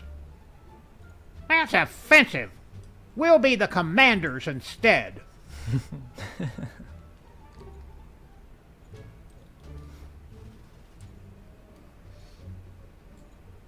Use nice, even strokes. And always remember to make your trees look like happy trees.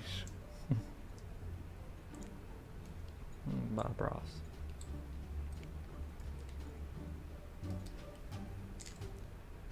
Remember, the rug you're sitting on is for learning, and the rug in the corner is for barfing. I wish. Cinnamon rolls. thesaurus. Odd. What kind of pastry comes with a thesaurus?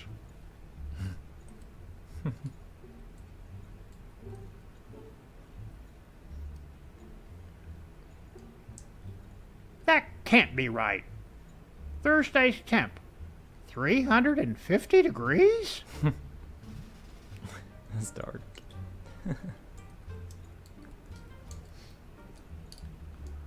So, that's how it works. Mhm. And that's OPA'S Corner for another week. Mein Hut, der hat 3 Ecken. 3 Ecken hat mein Hut. Und hat nicht 3 Ecken, dann ist es nicht mein Hut. OPA'S Corner is now available on my own YouTube channel. Like, share, and subscribe. Opa, thank you for another great OPA'S Corner as always. So, now a word from our good friend and sponsor, JJ. Are you tired of living in constant pain? Do you feel like you've tried every CBD product on the market with no relief? Look no further than JJ's Natural CBD Rub. When I was diagnosed with degenerative disc disease, this was the only product that completely took my pain away. Working with JJ has been a dream come true, and his products have completely changed my life. Don't just take my word for it. Visit JJ's website, jjcbdrub.com, and read hundreds of testimonials from people whose lives have been changed by all of JJ's amazing products. And now, as a Skiba News Nation exclusive, you can get $50 off a 3-pack special of JJ's Natural CBD Rub by texting CBD to 920-382-7720. Don't suffer in silence any longer. Take control of your pain today with JJ's Natural CBD Rub. Again, text CBD to 920-382-7720 for an exclusive discount and start feeling the relief you deserve. The links are in the description below. Thank you, JJ. It's time for some history.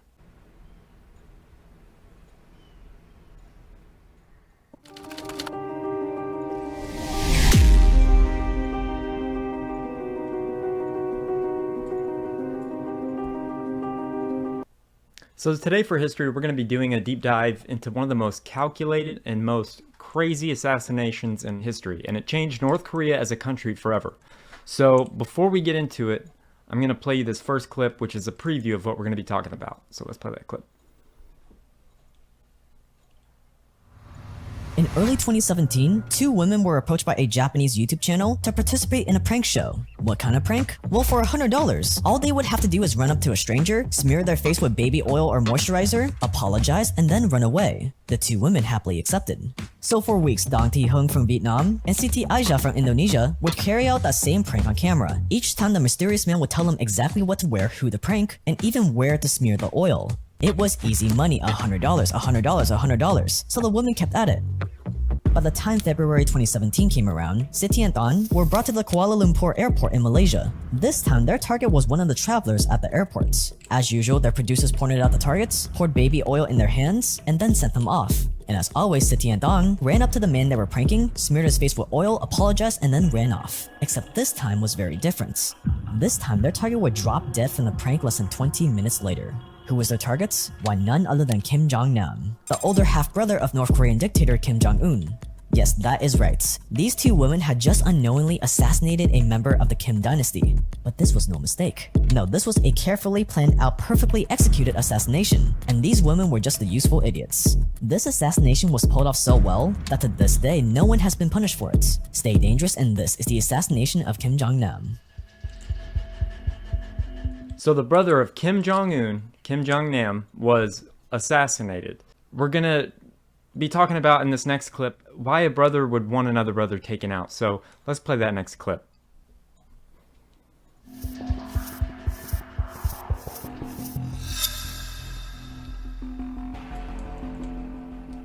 Kim Jong-nam was born in May 1971 in Pyongyang, North Korea.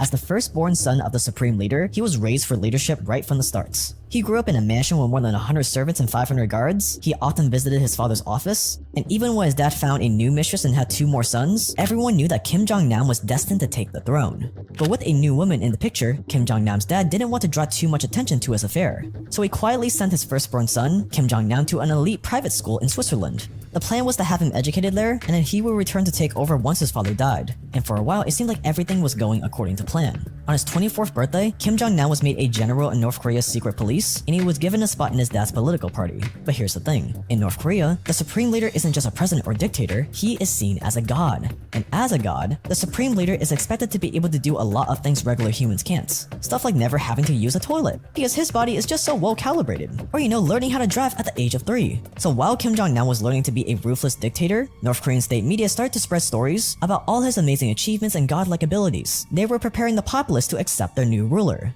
The only problem was Kim Jong-nam didn't seem all that interested in nuking his enemies and starving millions of people. He had gotten a taste of the outside world, and after spending years in Europe, life in North Korea became depressing. Kim Jong-nam missed the freedom and luxury he had become used to in the West. And pretty soon his father began to notice his discontents. The supreme leader began to realize that his firstborn son did not have what it took to take over the kingdom. And soon the supreme leader was proven right. In 2001, Kim Jong-nam was arrested for trying to sneak into Japan using a fake passport. According to him, all he wanted to do was visit Disneyland. But for North Korea and his father, it was the ultimate embarrassment. Here was the government doing everything in its power to prove that the West was evil, and then the supreme leader's son gets caught trying to go into Disneyland? What sort of picture did that paint for the West? Kim Jong-nam had brought so much shame onto his entire family and country that he was exiled from North Korea. Yes, the firstborn son was banned from ever setting foot in North Korea again, which, let's be honest, that is the best punishment you could ask for. Kim Jong-nam was forced to live in exile in Macau, the Las Vegas of China. And while his father was still alive, he still received a yearly allowance that let him live in relative comforts. But with plenty of enemies in the North Korean government and no idea who would be taking his father's throne, Kim Jong-nam needed to align himself with a few powerful friends. And who better to go to for help than North Korea's #1 enemy, America? So pretty crazy so far, right? I mean, over Disneyland. Opa, what are your thoughts about him being assassinated? Father-son assassination on a brother who was peaceful, it seemed. I think that it fits very well with North Korea and all of the stuff that they do. Well, it gets even crazier. So for this next clip, I'm going to show you guys the plot to kill Kim Jong-nam and how well calculated it was, like how in depth it really goes. So let's check out this next clip.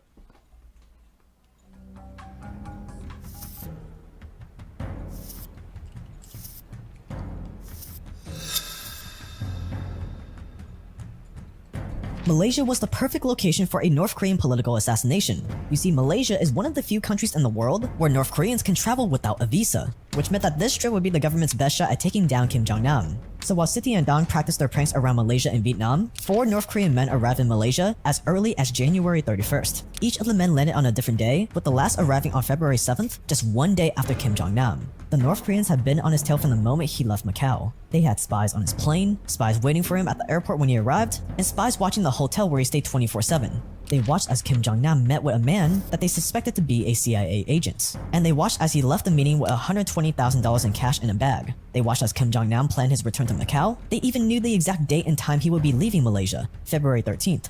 So they let Siti and Dong know about their next prank, and this time the 2 girls would be working together at Kuala Lumpur International Airport. The airport was the perfect location for an assassination, because each of the North Koreans involved would be able to pass through immigration and leave the country before anyone even understood what had happened. And so on the morning of February 13th, Kim Jong-nam took a car to the airports, and little did he know that in less than an hour, he would be dead. So how could somebody do that to their own brother/son? I mean, Kim Jong-un will go to any lengths to silence his brother, and his dad would do anything to silence his son. What is this man capable of doing to the average Joe, you know? Now we're going to be talking about how the plot to kill went into action. So let's check out this next clip.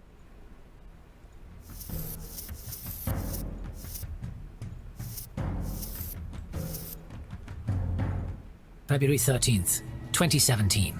Entering Kuala Lumpur Airport in the grey suit, this CCTV appears to show Kim Jong-nam. He continues into the busy departures hall, unaware that 2 female assassins are also at the airport. By the time Kim Jong-nam arrived at Kuala Lumpur International Airport, Siti Dong and their Japanese producers were already there waiting for him. Sitting at opposite sides of the departure hall, they carefully went over their plans. Both City and Dong would be pranking the same person in the space of a few seconds. First, City would approach him, smear the oil across his face, apologize, and then leave quickly. And then Dong would do the same thing straight after. Both girls were told that after they were done, they would go to the bathroom, wash their hands, and catch a taxi back to the city. If they followed the instructions well, their producers promised them a big bonus. Just before 9 AM, Kim Jong-Nam arrives at the airport and makes his way into the departures hall. City's producer points him out to her. He's wearing jeans and a gray jacket and carrying a dark backpack. With her target in sight, City's producer tells her to stick out her hand and look away. She does what she's told, and he pours a strange-smelling oil into her hand. Across the hall, the same thing happens to Thang. As City gets up to play her prank, her producer reminds her to apologize and leave quickly after she's done because their target looks rich. She nods and makes her way towards Kim Jong-Nam, who is standing in line at the check-in counter with no idea what's about to happen.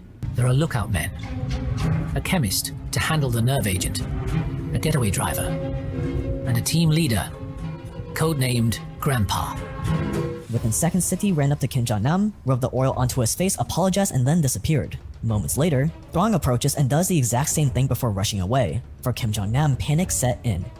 He knew his brother was out to get him, and now it seemed like his time had finally come.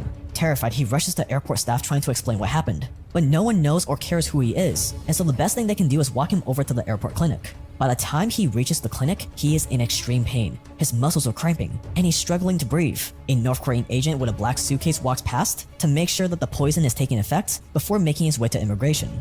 The clinic doctors call for an ambulance and try to keep him alive, but it is too late. Kim Jong-Nam's last words were, very painful. I was sprayed liquid." He died less than 20 minutes after the attack. By the time the Malaysian authorities realized what had happened, all the North Korean agents at the airport were long gone. They had flown back to Pyongyang using routes they knew wouldn't get them detained, leaving City and Thang to take all the blame for what had just happened. Now for this last clip about the Kim Jong-Nam story, I call How to Get Away with Murder. So let's play that final clip.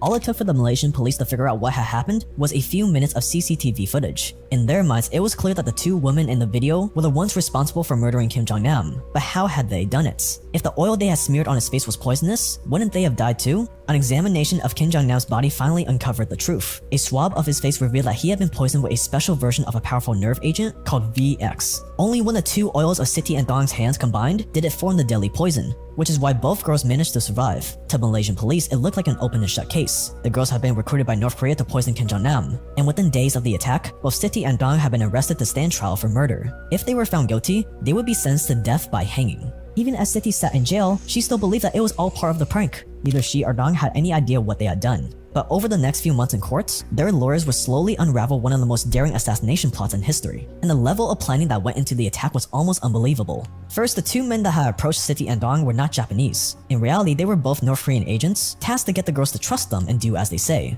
And nothing about the stories they had told City and Thang had been real. Not even the practice pranks they had done had been real victims. Instead, each person targeted had either been North Korean or were recruited by North Koreans to participate in the show. That way, there would never be any real victims who would call the police or bring attention to the prank. It was obvious that City and Thang had never known what the North Koreans were really planning, which meant the real killers were still out there. Of the entire North Korean team sent to kill Kim Jong-Nam, only 3 of them stayed behind in Malaysia, and all 3 were hiding at the North Korean embassy, including the chemist responsible for creating the modified version of the VX poison. Malaysian police managed to get a video of the chemist trying to get his story straight with the embassy officials.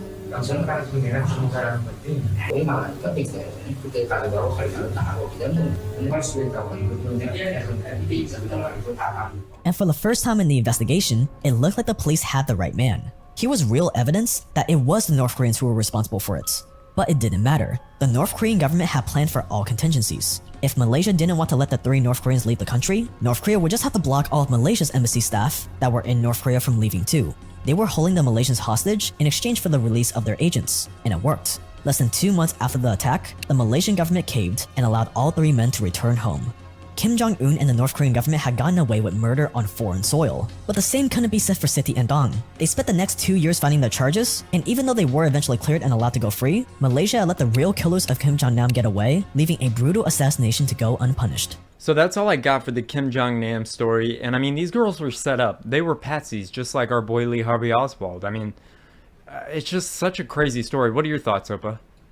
Yeah, they planned it really, really well, and this kind of goes along with some of the other assassinations that had happened around the same time. Mm-hmm. Yeah, so you guys at home, let me know what you think in the comment section, and I do have one more clip for you guys, and it's my part 2 of my favorite Norm Macdonald jokes. So if there are any inappropriate ones, Jake, cut them out when you're editing them. So let's play that clip.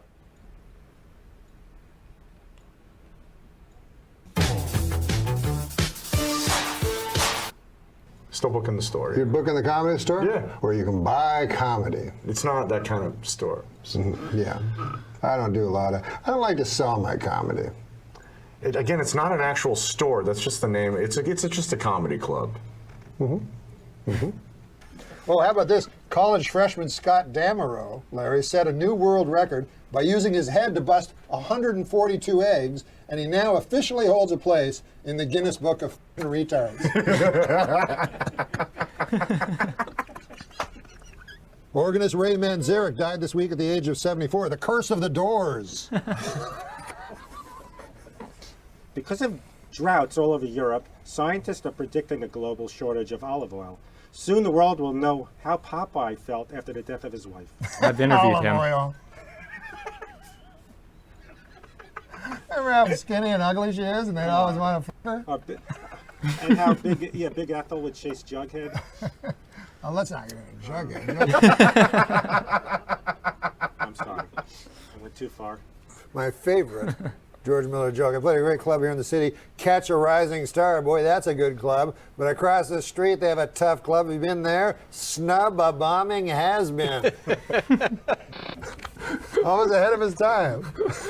Oh, come on, man. The guy who did the voice of Charlie Brown, he was arrested for stalking his girlfriend this week. He also said the next time Lucy grabs away the football, he's going to cut that. If tampons are called sanitary napkins, how unsanitary must regular napkins be? Can you do like George Carlin doing that or something? Yeah. Yeah. Hey, look at this one. Researchers in Bermuda believe they may have finally solved part of the mystery surrounding Amelia Earhart's disappearance. She was a bad pilot. Yeah. I don't know. Yeah. It's not my fault. Bermuda. She didn't go down anywhere near Bermuda. What do you call a gay boxer? Huh? What do you call a gay boxer? Norm Macdonald. No. The Blue Man Group has been forced by the federal government to hire an orange man and a purple woman. Oh, my God. I was raised in a broken home. My father was a drunk carpenter. Where do you get these jokes? Some guy. This is an actual These are joke. Norm jokes. This is an actual joke. It's kind of a weird feeling watching the Flintstones lately. Yeah, it's weird. Watching Flintstones? Sure, yeah, now, yeah. How so? With their Stone Age drive-in movies and their caveman bowling, it just seems so dated. It does in a way. I used to think revenge was a dish best served cold, but then I realized it meant getting back at somebody. Some gold-plated chains would make a nice retirement gift for a very, very good slave. Are you serious? Well, this was written. Are you serious? This was written years ago. Did you just write that? I didn't write it. Did you just say that? No, I read it. Yes. Do you know the Harlem Shake? I've seen it on every single You've commercial. seen it. Then you'll appreciate this joke. I remember back when the Harlem Shake was just a black fella holding me upside down off a fire escape trying to collect his money. Jenny McCarthy recently got engaged to former New Kid on the Block Donnie Wahlberg. They plan to marry on Retard Island. Percy is your dad? Yeah. I didn't remember that. I'd never heard anyone else's name Percy. Remember when you came and visited the set of Man on the Moon? Oh, sure, yeah. Well, I was also in the film. That's how I like to put it.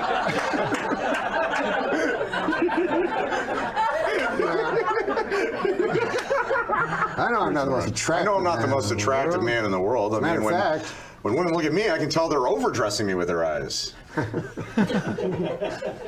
his girlfriend, he had a, what do you call that list? Oh, you can a freebie or whatever. Freebie, yeah. So he picked Angelina Jolie, and Jennifer Aniston, his girlfriend, picked the milkman. I don't know. We still got a milkman. I don't think there's any milkman. I've noticed that Hotel Rwanda has a great score on Rotten Tomatoes, but their Yelp reviews are terrible. Growing up, I had a dog with an eating disorder. He wouldn't eat any of my homework. The World Cup has arrived, so if you're wondering why your local bar smells, it's because all of the dirty foreigners. How many comedians does it take to screw in a light bulb? How many? 2. One to do it, and the other guy to go, how long's he been up there? Mickey Mantle knew 2 things: drinking and playing drunk baseball. A Miami, Florida pimp is in custody after forcing a 13-year-old prostitute to have his name tattooed on her eyelids when she threatened to run away from him. Roman Thomas III faces charges of human trafficking, false imprisonment, lewd and lascivious exhibition, and delivery of a controlled substance to a child.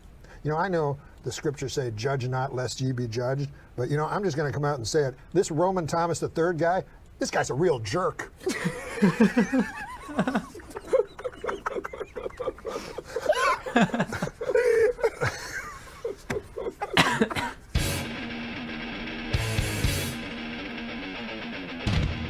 So rest in peace, Norm Macdonald. There's my cat Charlie. Every time he hears me laugh, he thinks I'm like crying or something. But I was almost in tears. But rest in peace, Norm Macdonald. And at least I know that my dad and Norm are having a good time up there. So that's all I got for history. I hope you guys enjoyed. I hope you got some good memes for me, Jake. So meme me up. I know you're a little younger than I am. I've adopted the attitude of the great Negro Leagues, went on to become Negro.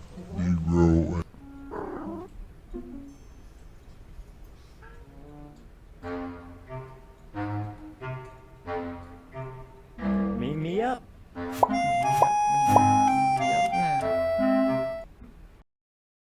All right, so check this out.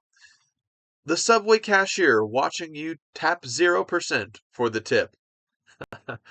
That's a Vladimir face, right? A Zelensky face. Oh, man. I love the association with that pushy tip scam that is kind of like taking the world by storm, where they shove it in your face and are like, would you complete the next window for me as you try to buy your coffee, which is a product that you're buying and not a service you're paying for. Very different, but I thought that was funny. White House examining plans that deflect sun's rays to cool Earth. Oh, man. If you've looked into the conspiracy of chemtrails, you'll find that there's actually an effort to, one, conceal it and to make it taboo to bring up the topic of chemtrails, because you're a conspiracy theorist. You're somebody that believes, in hoodoo and falsities. But it's been widely proven that geoengineering and them seeding the skies with heavy metals is actually happening. So I wanted to point that out. But this is old Biden trying to examine plans to deflect sun's rays to cool Earth. He's using sunglasses. All right. Watches the Food Network once. I made a pureed nut spread with a grape relish reduction paired with a brioche bun. Sometimes that makes it taste better when you really put in the effort like that, I feel like. Just a reminder that you never realize what you've got till it's gone. You really never do. What a place to realize that, right? With a beautiful imagination, you can often have pretty much whatever meal you want. Something to fill your belly and something to imagine, right? Oh, man. Here's a biblical funny. And the angel said to him, Stop hitting yourself. Stop hitting yourself. But lo, he could not, for the angel was hitting him with his own hands. This is one of those famous pictures that always depicts, the wrestling of Jacob and the angel. So I thought it was funny because it does look like he's hitting himself with his hands. Here's a good one. My parents spanked me as a child. As a result, I I now suffer from a psychological condition known as respect for others. I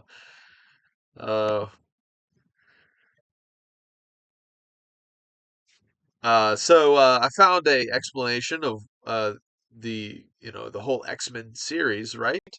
Well, no wonder so many men have recently taken the journey of transitioning to females. They want to be X-Men. That's bad. All right, we're gonna be at war forever, aren't we? Oh, no, no, no, not forever. Just an indeterminate amount of time that will continue into eternity. Says the Blackrock spokesperson and their puppeteers and their puppets. Now, this is from the Smithsonian, right? Wow, those are great Halloween decorations. Thanks. They're antique. And if you look closely, you can tell that this skeleton is a giant. The Smithsonian has for years hidden the Nephilim skeletons and the giants that have been discovered, and we can find the reports in many old documents and newspaper clippings, and the reason they hide it is because it challenges the evolutionary narrative. So, there we go.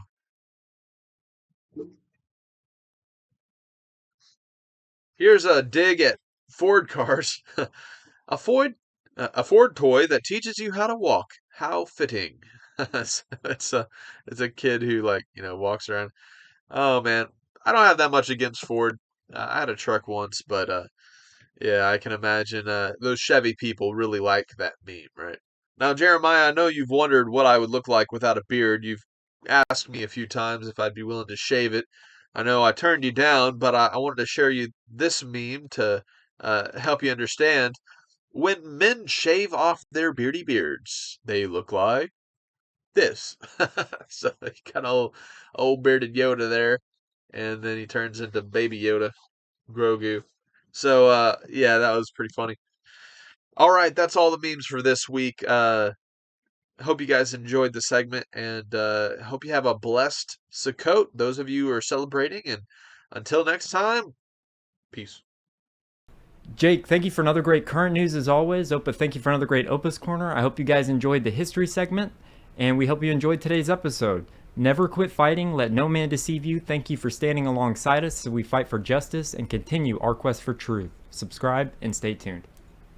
If you would like to submit a story, topic, or have any other inquiries, please email submit@skibanewsnation.com. Also, you can email Jeremiah Skiba personally at jeremiah@skibanewsnation.com. Also, email Jake personally at jake@skibanewsnation.com.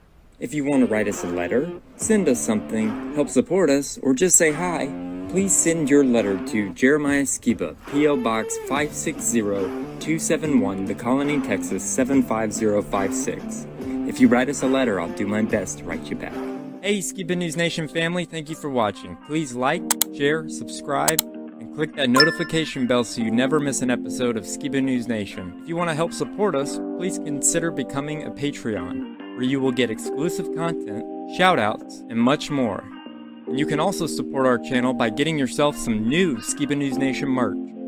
Thank you for coming on this journey with us as we continue to stay on the quest for truth. Huge shout out to all our Patreon supporters. Thank you so much for your support. We couldn't do this show without you. If you want to help support us, go to patreon.com/Skiba News Nation. Also, you can listen to Skiba News Nation podcast on your favorite podcast platform.